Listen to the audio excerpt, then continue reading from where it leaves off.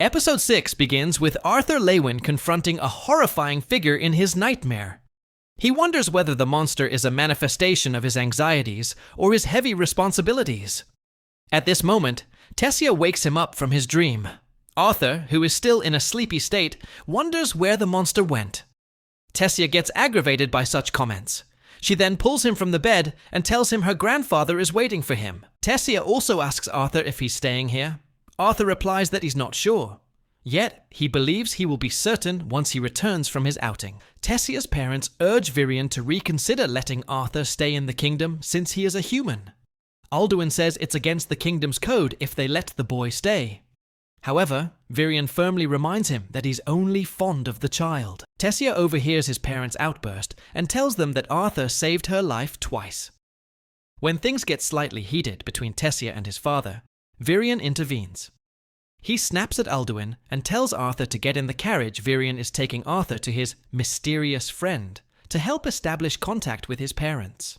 During the journey to their desired location, Virion tells Arthur about how Tessia has grown up surrounded by superficial friends and family. She never had any friends who could make her smile. However, Virion is glad that Tessia can smile when she's with Arthur. That's why the veteran elf is grateful to the boy. After some time, they reach the location. Arthur wonders who this mysterious friend must be, for whom even the former king of Elenoir has to come all the way. Virion barges at the door in a rather rash manner. At this moment in the beginning after the end episode 6, an aged elf woman opens the door. Virion introduces her as Rhynia Darkasan, his old acquaintance. Virion mentions that Rhynia is a special mage. Arthur doesn't recollect special mage being in any defined category, so he concludes that Rhynia must be like her mother. At Rhynia's request, Arthur and others enter her house. Arthur Lewin looks around the house's interior and finds multiple books decked in shelves. Meanwhile, Rhynia mentions that she's a seer. She looks intently at Arthur and realizes the boy is hard to read. As a result, she can only read fragments of his past and future.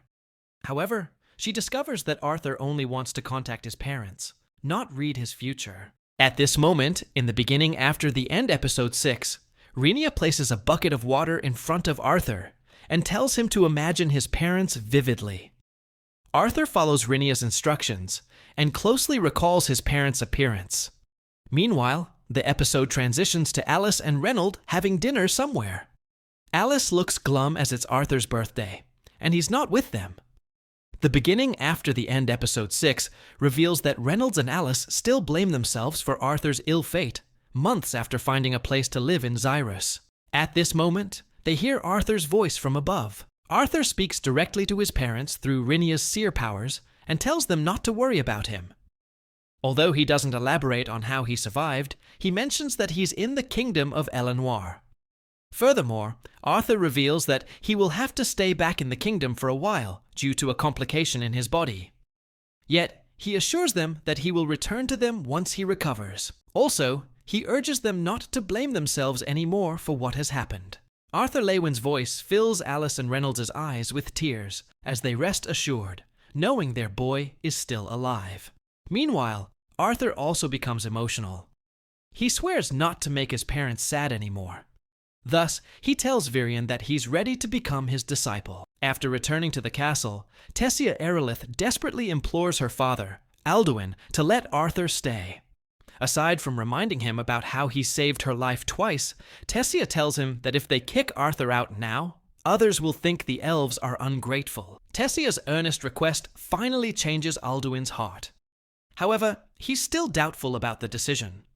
Just then, Virion assures him that he will train Arthur himself and spread the word to the whole country. After that, Tessia's parents properly acknowledge Arthur and welcome him to their castle. Alduin mentions how sitting on the throne for a long time has made his mind conservative. Yet, he and Meriel request that Arthur consider the castle his own home. Following that, in the beginning after the end episode 6, Tessia takes Arthur to the town, where they meet Faerith Ivsar II, the son of a noble elven family. Faerith attempts to ridicule Arthur for being a human. In response, Arthur sarcastically apologizes and tries to leave. However, Fairith catches on to Arthur's sarcasm and challenges him to a duel. Yet, the duel ends in Fairith's humiliation, as he gets knocked out in one punch. Tessia sees the funny side of the incident and takes Arthur to show him more places around the town. Later, in the castle, Tessia asks Arthur if he's looking forward to the beginning of his training the next day. Arthur absent-mindedly says yes. Episode 6 then delves into a flashback where Virion bluntly tells Arthur that his training methods are harsh. He explains that a beast tamer's training can be compared to submerging oneself in boiling tar. Therefore, he hopes Arthur is prepared to endure the challenge. Back to the present, Arthur excitedly tells Tessia that he's ready to decide his own future. Tessia feels she should also start working hard so that she doesn't lose to Arthur. Following this, the episode shows the beginning of Arthur's training with Virion. In a monologue, Arthur speculates that his future will be something to look forward to. The beginning after the end episode 6 ends with a 3-year time skip scene, where Tessisa wakes up Arthur using her mana. They both look slightly older and taller. And that wraps up episode 6 of The Beginning After the End. Things are heating up fast, and Arthur's journey is only just beginning. After years of intense training deep in the elven forests, Arthur Lewin, no longer a child, but a young warrior forged through discipline and hardship, finally returns home. As the gates of the Hellstay estate open, Arthur walks in not just as a boy reunited with his family, but as someone destined to reshape the future of this world. His reunion with his parents is emotional, raw, and filled with joy. They can hardly believe the powerful young man standing before them is the same child they once carried in their arms. But the surprises don't stop there. The egg Arthur has protected since his time in the mysterious cave finally hatches, and what emerges shocks everyone.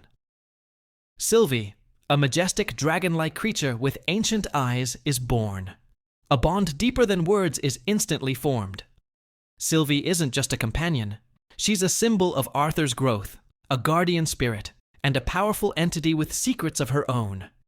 But Arthur's return also stirs the attention of the nobility. Vincent Helsty and others begin to notice just how extraordinary this young man has become. Not just in strength, but in poise, intelligence, and presence. Whispers begin. Rumors spread. Who is this boy with a dragon? What power does he wield? And why does he seem destined for something far beyond a noble's expectations? Even in this peaceful moment of reunion, tension brews under the surface. Because soon, Arthur will leave again, but this time, not for the forest. He's heading to Xyrus Academy, the elite school where power and politics intertwine, where status matters and the strong dominate. But Arthur isn't going there to fit in. He's going to rise, to challenge everything. And episode 7 is the calm before the storm.